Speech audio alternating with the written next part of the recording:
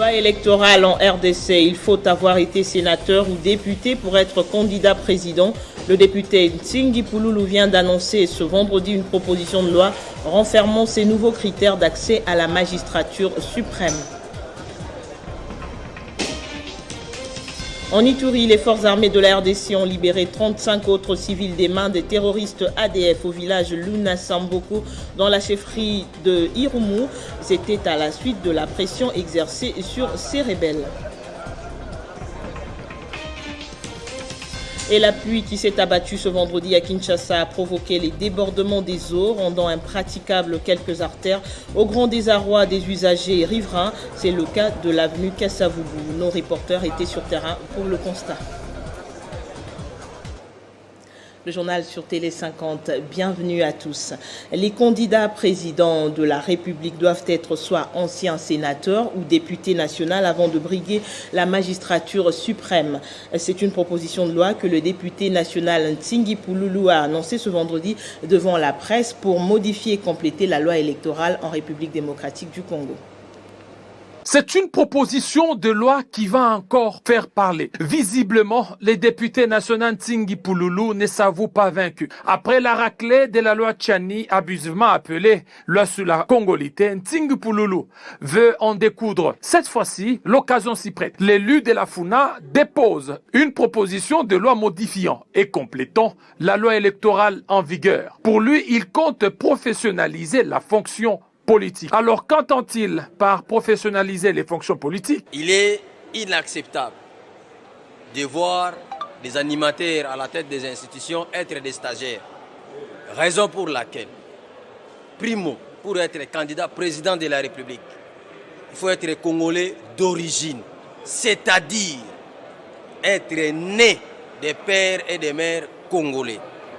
Deuxièmement, puisqu'on chante à la longueur de la journée, le président a violé la Constitution. Il a violé la Constitution. Il a violé la Constitution. Eh bien, cela signifie que ne peut être le président de la République que celui qui était législateur. C'est-à-dire, pour être candidat président de la République, il faut avoir été député national ou sénateur. Il ne suffit pas d'être congolais des pères et des mères, mais il faut avoir été député national ou sénateur pour ne plus violer la Constitution. Les détracteurs de cette loi craignent que celle-ci soit utilisée pour éliminer du jeu politique certains candidats à la course présidentielle. Et déjà, à l'époque, lors de la loi Tchani, une partie de la société civile et même la MONUSCO avaient mis en garde devant les conseils de sécurité que de telles propositions de loi constituent des conséquences potentiellement dangereuses pour la République démocratique du Congo. À l'Assemblée provinciale de Kinshasa, après l'interpellation du ministre des Finances, la plénière de ce vendredi a été basée sur les questions liées aux terres agricoles de la ville de Kinshasa, de la gestion durable des rivières, ainsi que quelques dispositions applicables dans les funérailles en cette période de pandémie. Suivez. Dans la salle des plénières de l'Assemblée provinciale de Kinshasa, tous les députés provinciaux ont répondu présents à la plénière de ce vendredi. Début de la plénière, plusieurs points sont inscrits à l'ordre du jour, notamment sur la gestion de la ville de Kinshasa, et ce, dans plusieurs secteurs. Il s'agit notamment de la proposition des 10 portant protection et gestion durable des rivières de la ville de Kinshasa. En ce qui concerne les terres agricoles urbano-rurales de la ville de Kinshasa, une proposition dédiée instituant la taxe écologique dans la ville a été annoncée. Du Congo, cela ne peut se faire que dans notre province. Donc la ville de Kinshasa est exemptée, c'est la capitale. Cette prérogative est la compétence des conservateurs de la ville de Kinshasa au niveau des États. Très bien limité à monsieur des États. Au-delà, c'est la compétence du ministre national de l'affaires foncières. En outre, des dispositions applicables dans l'organisation des funérailles dans la ville de Kinshasa ont fait l'objet de la plénière de ce vendredi, sans oublier la perception d'impôts et taxes, ainsi que d'autres redevances dues à la ville de Kinshasa. Les élus sont donc déterminés à remettre de l'ordre dans la gestion de la ville de Kinshasa au profit du trésor public. Après l'interview qu'il a réalisée dernièrement avec l'inspecteur général des finances, le journaliste de RFI, Alain Foka, est marginalisé par son média qui lui reproche de faire une contre-interview suite aux révélations de l'enquête de Congo Hold Up. Dans le communiqué CGT, il est même fait état de l'usage abusif des logos de RFI et France 24 pour remettre en cause cette enquête dite Hold Up. On en parle avec Jean-Marie Kassamba, éditorialiste Télé 50. Bienvenue. Merci. En quoi réaliser une interview avec une personnalité congolaise en tant que journaliste sur Congo Hold Up doit créer des soucis à Alain Foka? Écoutez, Alain Foka vient de faire l'objet d'un racisme, on va dire, primaire. C'est que beaucoup de journalistes qui œuvrent dans ces médias internationaux connaissent quasiment tous les jours. Il faut rappeler que cette fameuse enquête n'a jamais associé les correspondants ni de France 24, ni de RFI, moins encore de BBC ici dans notre pays. C'est une opération boutiquée, financée, et qui comprenait énormément de contre-vérités. Et Alain Foka, très bon journaliste, est venu tout simplement pour aller à la source, c'est-à-dire chez l'inspecteur général des finances, celui qui est censé connaître tous les dossiers et qui peut lui donner ce qu'on appelle le point de vue officiel, la voix autorisée. Voilà ce qui lui arrive, parce que non seulement la détermination de M. Linguetti, Jules de l'IGF, qui a effectivement dit la vérité, a complètement désarticulé, a complètement disqualifié ces contre-vérités. Et au lieu même de protéger Alain Foka, voilà comment il est jeté en pâture. C'est lui qui fait la fierté aujourd'hui de France 24, de France Télévisions, de RFI. Toutes les grandes interviews, les exclusivités que ces médias ont à travers, surtout le continent africain, c'est Alain Foka. De par sa personnalité, de par les relations de confraternité qu'il a avec beaucoup de chefs d'État, eh bien, RFI profite de cela. Quel sera alors l'avenir de la suite de cette enquête qui, entre guillemets, est en quelque sorte discrédibilisée? Mais l'enquête est déjà discréditée, ça n'a aucune espèce d'importance. Ça, c'est ce qu'on appelle les pirouettes pour essayer de s'en sortir. Vous avez vu qu'aujourd'hui, ils ont même parlé de notre président actuel, de son entourage, ils comptaient même associer même les membres de sa famille.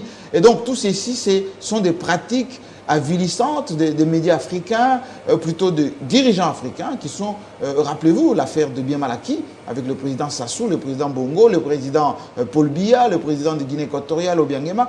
Et c'est toujours comme ça que ça se passe. Et quand ça s'est fait, jamais on associe la presse africaine qui est censée connaître. Dans Paris, moi je suis vice-président de la presse panafricaine là-bas, nous avons beaucoup de journalistes spécialistes qui connaissent les pays africains.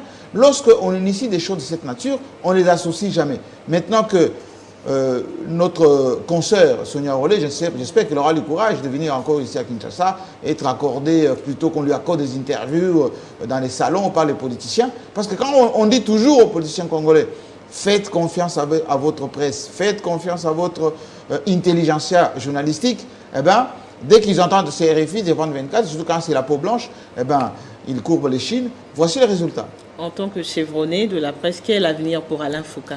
Je pense qu'Alain Foka, qui restait un peu l'un des grands journalistes africains, panafricains de RFI, est en train d'être jeté en pâture.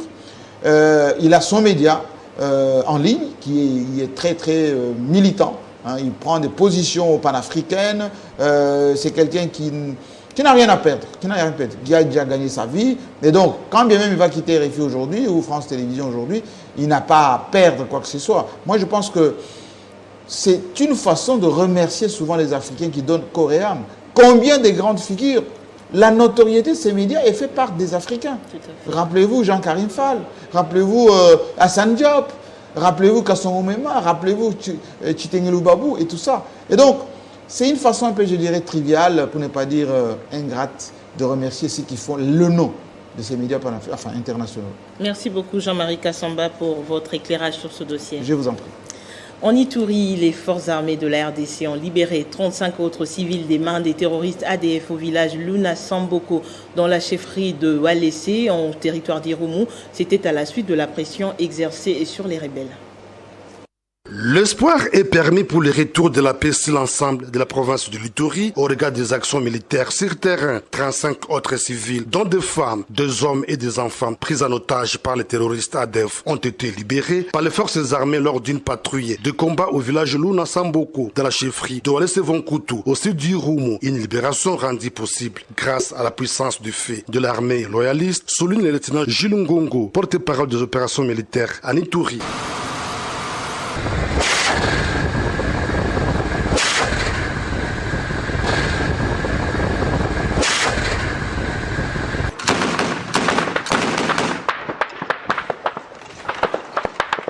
Certains de ces ex-otages ont été ramenés sous haute protection des FARDC dans leurs milieux respectifs et d'autres sont admis dans une structure sanitaire de la place pour des soins. Une manière pour le lieutenant général Luboyanka Johnny de rassurer ses administrés quant au dispositif sécuritaire mis sur pied pour les sécuriser. Signalons que ces civils ont été kidnappés par les ADF et leurs alliés lors d'une attaque contre des véhicules sur l'axe commandant Luna, c'est la RN4 au village Luna Samboko. Ce énième succès de l'armée intervient seulement une semaine après la libération de 54 autres civils de main des ADF au village Manzobé dans la même chefferie de Walese-Vonkutu.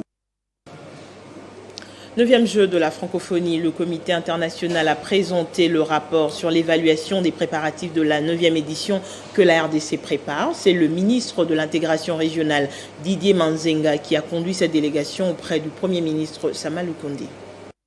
Il était question au cours de ces échanges de présenter au chef du gouvernement la situation actuelle des préparatifs de 9e jeu que la RDC s'apprête à organiser en août 2022. Aujourd'hui, nous avons souhaité faire une mise au point, vraiment éclairer le Premier ministre sur la situation actuelle des jeux, des retards accusés, des enjeux, vraiment des échéanciers pour pouvoir vraiment répondre à la volonté de son Excellence président de la République pour pouvoir tenir les Jeux en été, cet été, en août 2022. Il n'y a pas que l'espoir, il y a la volonté, il y a la détermination. Pour Zeyna Mina, le chef du gouvernement s'est montré rassurant et déterminé quant à l'organisation des 10 Jeux l'année prochaine. Aujourd'hui, nous avons vu un Premier ministre déterminé, entouré du ministre de l'intégration régionale, de tout son cabinet. Et nous sommes rassurés qu'il y a vraiment la volonté, elle y est évidemment, et il nous a promis que les moyens seront mis à disposition pour accompagner le directeur national des Jeux. Pour sa part, Isidore Kwanjangembo, directeur national des Jeux, s'est dit heureux pour la volonté du gouvernement de mettre tous les moyens pour l'organisation des Jeux de la francophonie. À l'arrivée de la mission, nous étions reçus et maintenant que la mission arrive à terme, nous sommes revenus pour faire les rapports à son Excellence Monsieur le Premier ministre. La situation globale de la province du Lualaba a été au centre des discussions entre le chef de l'État et le gouverneur intérimaire de cette province, Fifi Masuka Saini, ce jeudi 2 décembre à la Cité de l'Union africaine. Regardez. Garant du bon fonctionnement des institutions, le président de la République, Félix-Antoine Tshisekedi Tshilombo, a voulu s'enquérir de la situation globale dans la province du Lualaba. De la sécurité aux infrastructures en passant par la fraude minière, tout a été passé en revue en attendant un rapport administratif par voie hiérarchique. Si la situation générale de la province semble apaisée, la fraude minière reste le principal cheval de bataille du gouvernement provincial du Lualaba, avec à sa tête Fifi Masuka Saini. Au sujet de la saisie de plusieurs camions des minerais, le gouverneur intérimaire Masuka Saini dit suivre de près cette affaire portée devant les instances judiciaires.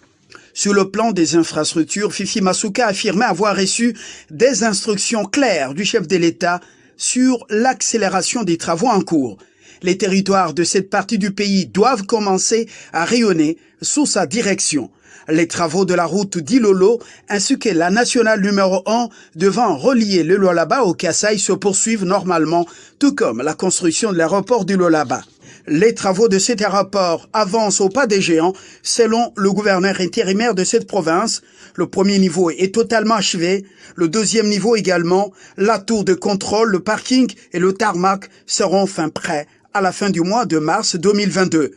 issu du démembrement de l'ex-Katanga, le Lualaba, le poumon économique du pays. Le boom minier y observé tarde encore à exercer une incidence significative sur le plan social. Voilà tout le combat de l'exécutif de cette province avec à la tête Fifi Masuka Saini.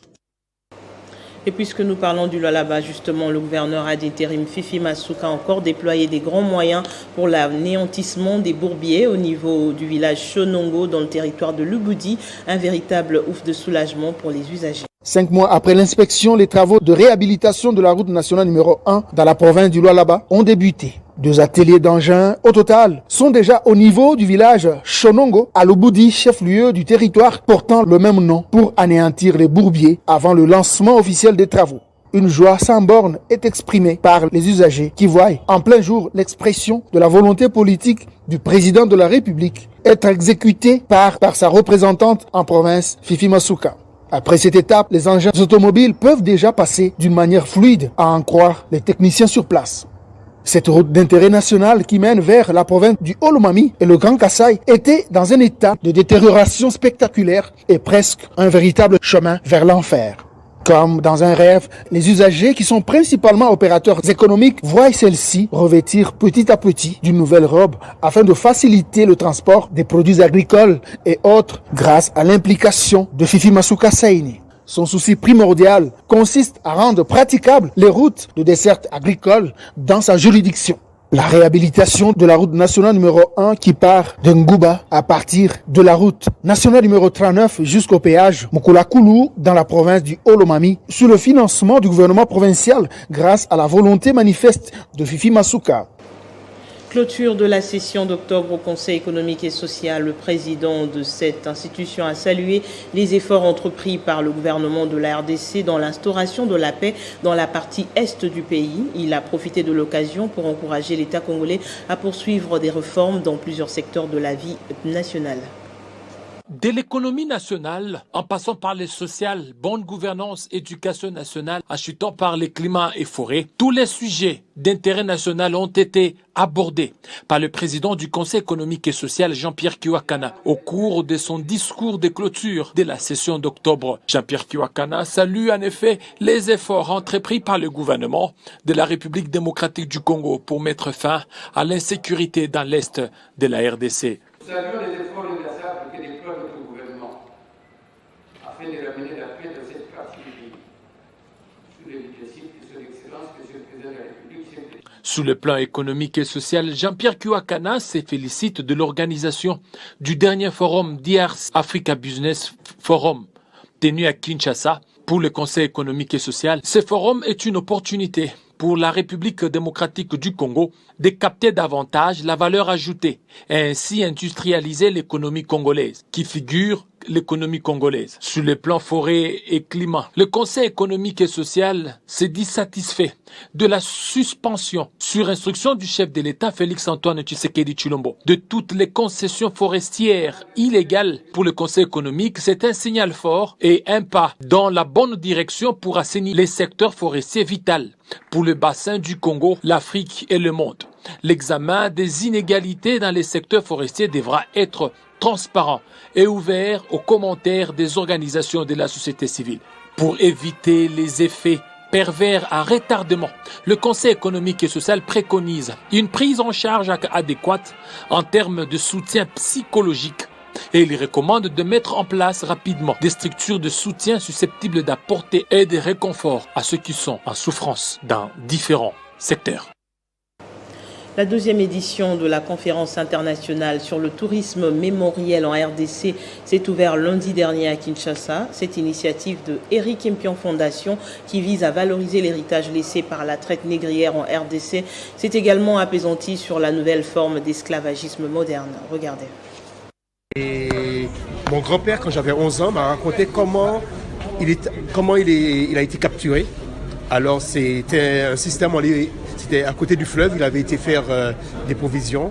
Et puis il est monté dans le bateau, ils ont joué de la musique, on leur a donné à boire de l'alcool, ils étaient sous et ils ont enlevé l'ancre. Et c'est comme ça qu'il est arrivé en Martinique. Ils sont des milliers à avoir ces témoignages de la traite négrière.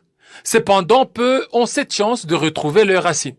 La deuxième conférence internationale sur le tourisme mémorial en République démocratique du Congo se présente comme un atout majeur de valoriser l'héritage de cette forme de traite. Plusieurs années après, une initiative qui porte la signature d'Eric Impion Foundation. Que ce pont que nous avons créé entre le Congo et la RDC devienne une machine forte qui fonctionne. C'est pourquoi, pour cette première journée, on a voulu amener des chevronnés sur les questions liées à la traite des esclaves. La ministre de la Culture avait ouvert ses travaux de 3 jours au nom du président de la République. Des allocutions, il y en a eu, à l'instar de celle de l'historien Kambai Boacha et de la coordonnatrice de l'Agence pour la prévention de lutte contre la traite des personnes sous la nouvelle forme de traite des personnes. La conférence est essentielle pour la PLTP. Pendant que nous vivons la traite des personnes dans notre pays, doublée des trafics illicites des migrants. Si nous avions la loi, le dossier des Chinois, on allait les sanctionner pour le trafic illicite des migrants. Mais ils ont été seulement condamnés pour le proxénétisme. Durant 3 jours, plusieurs orateurs avaient défilé sur la tribune avec comme dénominateur commun le thème « L'héritage de la traite négrière en Afrique centrale. Quel plan d'action pour sa valorisation ?» La 3e étape de la vulgarisation de la loi de l'autorité de régulation de la sous-traitance dans le secteur privé a été effective jeudi dernier à Fungurumé dans le Lualaba. La direction provinciale de l'ARSP a échangé avec les opérateurs économiques sur les avantages et les bénéfices qu'offre cette loi du 18 février 2017. Après les 2 journées d'échanges et d'informations au mois de novembre dernier à Kolwezi, c'est au tour de la commune de Fungurumé, reconnue à l'échelle internationale pour ses activités économiques et ses richesses du sous-sol, d'être en avant-plan. Civilité au bourgmestre oblige. Le directeur provincial de la RSP Lualaba prend langue avec les entrepreneurs, des sous-traitances et quelques membres du patronat de la place. La redistribution de la richesse au fils du pays, point d'orgue de la mission de la RSP. Une élocution nette et compréhensible sur le bien fondé de la loi 17/001 de la RSP qui, en succincte, illustre la mission de cet établissement public, la vérification de la mise en application de cette loi, le contrôle et les sanctions. L'étendue du bénéfice est présenté aussi le fonds de garantie du financement à certains niveaux, précise Dani Kabongo. Que ce fonds-là, que le FOGEC a, est alimenté par les 1.2 que les entreprises prélèvent des factures des sous-traitants hors TVA et ils nous reversent à nous, l'ARSP. Et il y a, sous les 1.2, nous reversons aussi 0.2 au FOGEC et c'est ce fonds-là que le FOGEC est en train de constituer qui lui permettra de pouvoir se porter caution, de se porter garantie afin que les sous-traitants soient financés. Il est du devoir de la RSP de doter à la RDC une classe moyenne, plus responsable et compétente. Une série de formations est envisagée. Il y a des séances de formation que nous allons faire. Nous allons leur parler des matières spécifiques comme la comptabilité et autres, ainsi que d'autres matières qui sont demandées, les aspects qui sont beaucoup plus demandés par les entreprises que eux manquent. Kolwezi et Fungurumé, déjà au parfum de la loi 17/001, la RSP ira bien plus loin. L'initiative pour la transparence des industries extractives a organisé un atelier de renforcement des acteurs de l'Agence pour la prévention de la lutte contre la corruption et la cellule nationale de renseignement financier sur la norme et sur l'utilisation des données ITIE. Cet atelier a permis au secrétaire exécutif du CNRF, Adler Kisula, de sensibiliser sur les conséquences et méfaits des capitaux dans le secteur minier. Après avoir battu campagne pour le recouvrement des avoirs financiers issus du crime, la cellule nationale de renseignement financier s'en va en guerre contre le blanchiment des capitaux issus du secteur minier. Devant les acteurs de la CNRF et de l'Agence pour la lutte contre la corruption, Adler Kisula a revêtu sa casquette de pédagogue pour sensibiliser sur ce fléau. Le secteur minier présente beaucoup de vulnérabilités et des risques en termes de blanchiment des capitaux par rapport aux flux financiers qu'ils génèrent. La CNRF a parmi les missions de suivre tout ce qui est flux financiers générés par les crimes financiers. Nous avons été sensibilisés et nous avons sensibilisé les opérateurs miniers par rapport à l'ex-obligation. Présent à cet atelier de renforcement des capacités des agents, les patrons de l'Agence pour la lutte contre la corruption, Thierry Mboula, a éclairé la lanterne de participants. Et de son côté, l'organisatrice, l'Initiative pour la transparence, a circonscrit le cadre dans lequel cet atelier s'est déroulé. Dans un mois, nous serons dans un processus de validation, voir si la RDC a réalisé des progrès dans le cadre de la transparence du secteur des mines et des hydrocarbures. Il est tout à fait normal que les études thématiques réalisées dans le cadre de la gouvernance du secteur soient partagées avec tous les services qui entrent dans le cadre de la lutte contre la corruption et le blanchiment des capitaux. À la clôture de cette activité, les participants se sont dit édifiés des interventions. Le mouvement international des femmes dynamiques d'Afrique, MIFDA, que dirige Mami Moujani, a mis sur pied un programme dénommé Patronat de facilitation en vue d'apporter soutien aux Congolais importateurs des surgelés dans l'acquisition de leurs marchandises. Une première réunion avec ces derniers s'est tenue ce vendredi à l'hôtel Memling. C'est sur invitation de la présidente du mouvement international des femmes dynamiques d'Afrique, MIFDA, que les opérateurs économiques congolais évoluant dans l'importation des produits surgelés se sont retrouvés ce vendredi 3 décembre 2021 à l'hôtel Memling pour une première réunion. Mami Moujani Freebox veut fédérer un grand nombre d'importateurs au nouveau programme dénommé Patronat des facilitateurs, le but étant évidemment de faciliter les contacts directs avec le grand fournisseur des produits surgelés, notamment c'est de Barcelone en Espagne. Avec les contacts que nous avons au niveau de l'Espagne, à Catlan, d'ailleurs nous avons eu à faire une démarche, nous avons pu faciliter le gouvernement à travers le ministère de l'économie nationale. Nous avons amené en Espagne et qui ont passé une commande. Nous avons voulu aussi créer parallèlement, n'est-ce pas, un réseau des opérateurs économiques évoluant dans ces secteurs de vente et surgelés. Au-delà de cette facilitation, le mouvement international des femmes dynamiques d'Afrique veut, sous l'accompagnement du gouvernement, stabiliser les prix de ces surgelés sur le marché congolais des consommations. Vous voyez la guerre qu'il y a eu entre le ministère de l'économie et ces opérateurs économiques. Parce que la plupart ont trompé la vigilance du gouvernement congolais pour dire que la marchandise vient des États-Unis de part et d'autre. Et nous nous sommes rendus compte que c'est au niveau de Barcelone là où la plupart ces ressources. Notons que MIFDA a pour objectif de susciter l'entrepreneuriat des Congolais en vue de créer la classe moyenne. La prochaine réunion est fixée au mercredi 8 décembre. Réservation au 081 359 94 04. Le projet intégré de croissance agricole dans les Grands Lacs Picagel a remis 20 tricycles aux coopératives agricoles du Sud Kivu pour faciliter le transport des produits. L'objectif étant de réduire la dépendance alimentaire.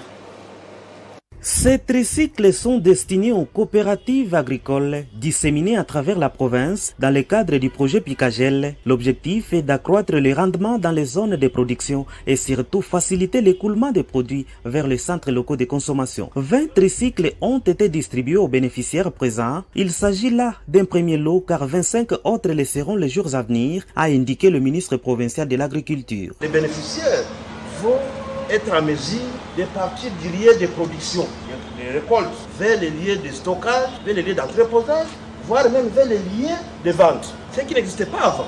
Nous devons améliorer notre rendement. Pour le coordonnateur provincial du projet Picagel, ces équipements vont contribuer au développement des chaînes de valeur mises en œuvre par le projet.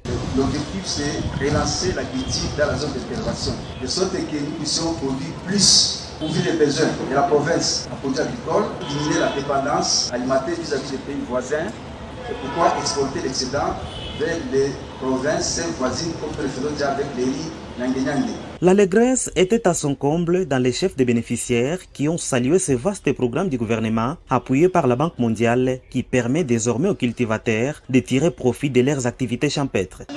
On avait un problème sérieux lors de la récolte de nos produits. Ça manquait la valeur car on manquait les moyens de transport pour exporter les produits vers les centres-villes. Aujourd'hui, grâce à ce tricycle, nous remercions beaucoup le projet Picagel et nous prions Dieu puisse les accompagner pour que tous les projets entamés arrivent à la fin. Après le tirage au sort, chaque coopérative est répartie avec son tricycle et d'autres outils connexes nécessaires ont été remis. L'avenue Kasavubu, ici à Kinshasa, dans son tronçon compris entre les avenues Chouapa et Rwakadingi, est en état de délabrement très avancé, comme tant d'autres d'ailleurs ici dans la capitale. Cela à cause des eaux stagnantes pendant et après les pluies, notamment celle qui s'est abattue ce vendredi matin et a provoqué débordement des eaux au grand désarroi des usagers. Kinshasa, la mégapole, connaît un cumul des pluies qui engendre plusieurs dégâts, parmi lesquels des inondations sur plusieurs coins de la ville. Celle de ce vendredi, qui a pris fin dans l'après-midi, a presque inondé plusieurs artères de la capitale, provoquant ainsi des embouteillages monstres sur plusieurs avenues, notamment l'avenue des Huileries, le boulevard Lumumba, l'avenue Kasavubu dans son tronçon compris entre Itaga et Rwakadingi. Dans ces conditions, les usagers comme les automobilistes en payent les prix.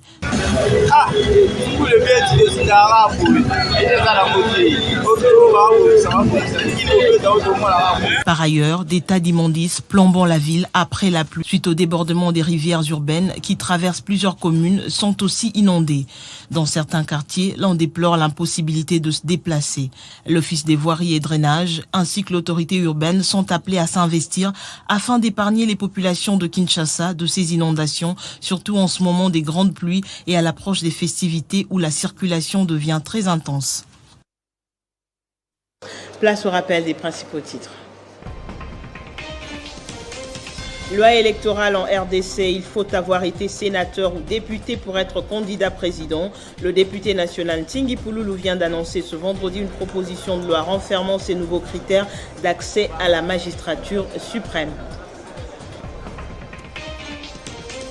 En Ituri, les forces armées de la RDC ont libéré 35 autres civils des mains des terroristes ADF au village Luna Samboko en territoire d'Irumu. C'était à la suite de la pression exercée sur ces rebelles. Et la pluie qui s'est abattue ce vendredi à Kinshasa a provoqué des débordements des eaux rendant impraticables quelques artères au grand désarroi des usagers et riverains. C'est le cas de l'avenue Kasavubu. Nos reporters étaient sur terrain pour le constat que vous venez de suivre. Merci de votre attention. Le prochain journal, c'est dans moins d'une heure.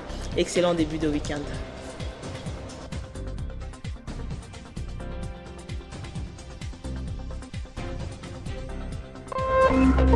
Téléchargez les infos Télé 50 sur www.tele50.cd.